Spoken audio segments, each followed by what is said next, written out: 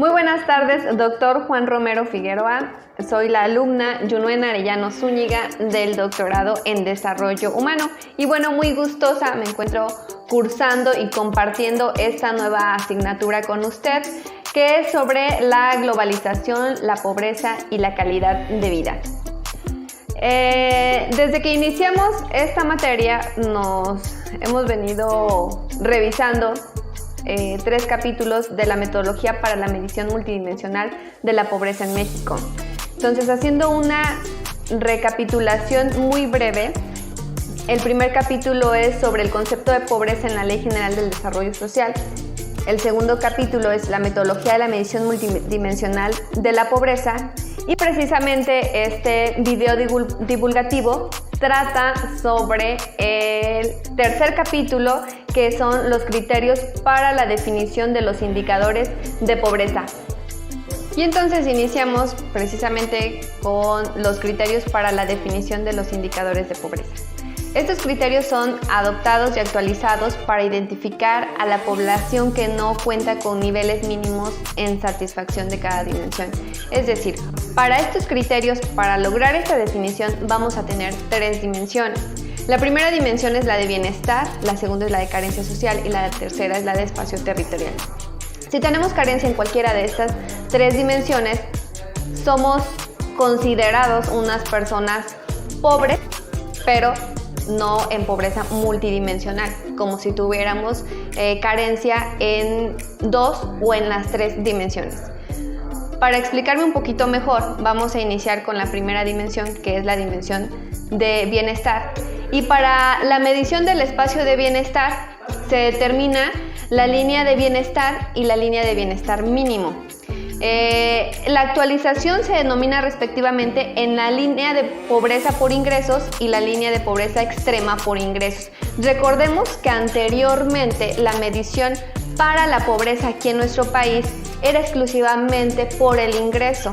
Ahora no, precisamente se actualiza y tenemos 3 dimensiones que ya no solo pueden ser valoradas por el ingreso. Dentro del bienestar pues tenemos estos 2 y vamos a revisar cuáles son los criterios para los que se determina la línea de bienestar y la línea de bienestar mínimo. Emplear el corte de 2.500 habitantes para la definición de los ámbitos, ya sea rural o urbano. Determinar las líneas a partir de los patrones observados de gasto y consumo. Construir el ingreso a nivel del hogar y definir si es inferior al valor de las líneas de pobreza por ingreso y de pobreza extrema por ingreso, y asignar a todas las personas de una misma unidad doméstica la característica del hogar al que pertenece. Considerar como referencia las metodologías en el uso del ámbito internacional. Y entonces, aquí partiendo desde esta dimensión, la dimensión del bienestar, que podemos definirla como anteriormente se medía la pobreza, que es a partir del ingreso, vamos a tener 2 canastas básicas, una alimentaria y una no alimentaria, las cuales nos hacen una estimación ya sea para el ámbito rural o para el ámbito urbano. A partir de estas canastas básicas es como se determina la línea de pobreza por ingreso, es decir, equivalente a la suma de los costos de la canasta alimentaria y la no alimentaria.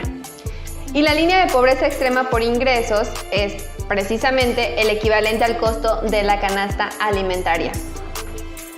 Continuando con la siguiente dimensión, es precisamente sobre los indicadores de carencia social.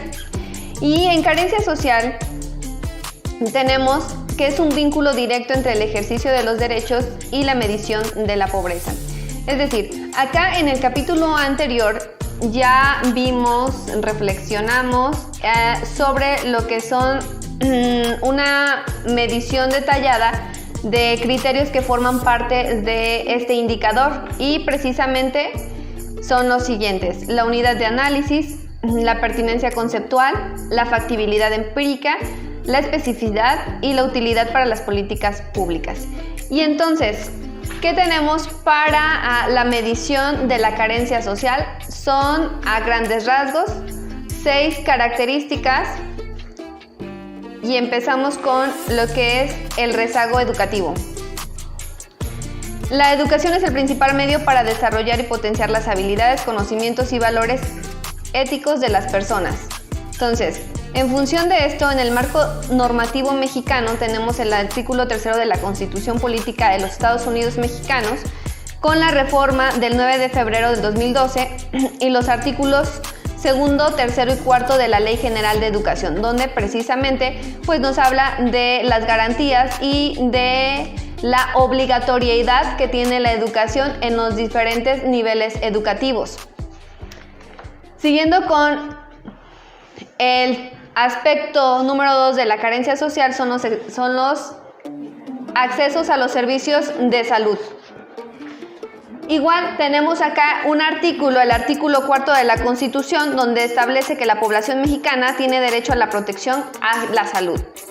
Tenemos el acceso a la seguridad social, la calidad de vida y espacios de vivienda, accesos a los servicios básicos de la vivienda y finalmente acceso a la alimentación nutritiva y de calidad.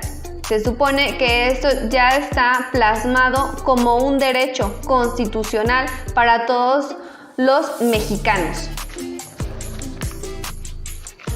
Y finalmente tenemos nuestra tercera dimensión, que es el espacio territorial.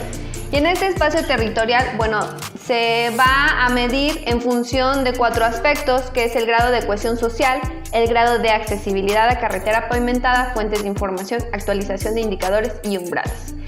Es así como tenemos 3 dimensiones, que cada dimensión cuenta con sus propias características para ver en dónde, cómo medir la pobreza multidimensional y cómo podemos concluir en este capítulo.